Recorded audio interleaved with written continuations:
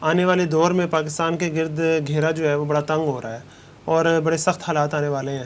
تو اس طرح کے حالات میں آپ ہمارے حکومت کو، حکومتی اداروں کو، ریاستی اداروں کو اور پھر قوم کے مختلف طبقات اور بالخصوص عام عوام کو بھی آپ کیا سمجھتے ہیں کہ انہیں کس رخ پر تربیت کی ضرورت ہے اور کیا کام کرنے کی ضرورت ہے؟ اور شارٹ ٹرم اور لانگ ٹرم دونوں حوالوں سے ذرا پریکٹیکل باتیں ذرا بتائیے.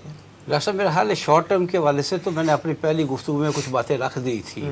لانگ ٹرم کے حوالے سے عرض ہے، دیکھیں سب سے پہلی تو ضرورت ہے کہ حکمرانوں میں جس چیز کا فقدان بہت زیادہ رہا ہے اور وہ ہے قوم سے خلوص، اپنی قوم سے خلوص، اس کا بہت فقدان رہا ہے. جب تک حکمرانوں میں یہ بات نہیں آئے گی، وہ اپنی قوم سے مخلص نہیں ہوں گے، تب تک کام نہیں بنے گا. یعنی کہ اپنے مفادات پر قوم کے مفادات کو ترجیح دیں. دوسری بات عوام کے حوالے سے آپ بھی محسوس کرتے ہوں گے کہ عوام میں بہت سہل پسندی آ چکی ہے.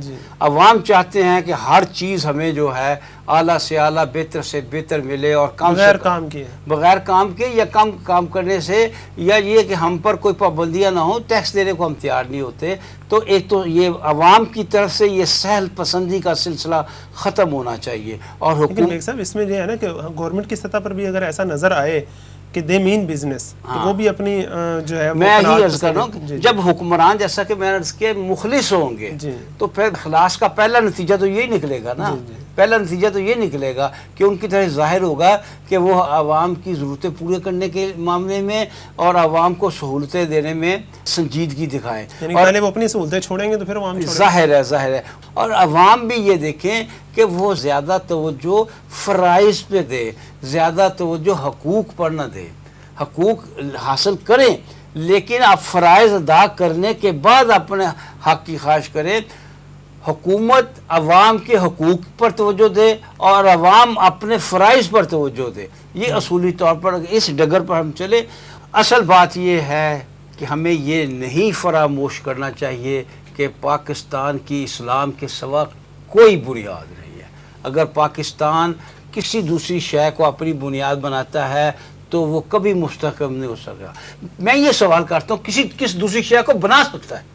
آپ بتا دیجئے مجھے، پاکستان کس دوسری شے کو بنا سکتا ہے؟ کیا ہماری زبان ایک ہے؟ کیا ہمارے لباس ایک ہیں؟ کیا ہمارا معاشرہ ایک جیسا ہے، رسوم و رواج رکھتا ہے؟ کیا ہمارا کھانا پینا ایک جیسا؟ کچھ بھی نہیں ملتا. کوئی چیز، صرف ایک چیز ہماری مشترک ہے. اس مشترک شے کو اگر ہم نکال دیں گے، یعنی وہ کیا؟ وہ ہے اسلام. اگر اس کو ہم نکال دیں گے تو آپ یوں سمجھیے کہ دو اینٹوں کے درمیان سے سیمنٹ نکل جائے گا. جب دو اینٹوں کے درمیان سے سیمنٹ نکل جائے تو پھر وہ دونوں جڑی نہیں رہتی. یہ ثانیہ جو ہوا تھا سقوط ڈھاکہ، وہ کس وجہ سے ہوا تھا؟ بنگالیوں کا کوئی تعلق پٹھانوں سے نہیں تھا، لیکن وہ جڑے ہوئے تھے اسلام کی وجہ سے. لیکن اسلام جب عملی طور پر نافذ نہ ہوا، اسلام صرف زبانی نعروں کی حد تک رہا، تو پھر ان کے لیے، بنگالیوں کے لیے بنگال زبان تھی، اپنا رہن سہن تھا، اپنا سب کچھ تھا.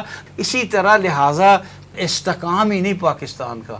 پاکستان کی جو بقا اور سلامتی ہے اس کا بھی انحصار جو ہے وہ اس نظریہ پاکستان پر اپنے آپ کو استوار کرنا ہے. اسی بنیاد پہ ہم مضبوط ہوں گے. اور یہ اپنے ہمسائے میں یہ ایک بہت اچھی مثال قائم ہو گئی ہے.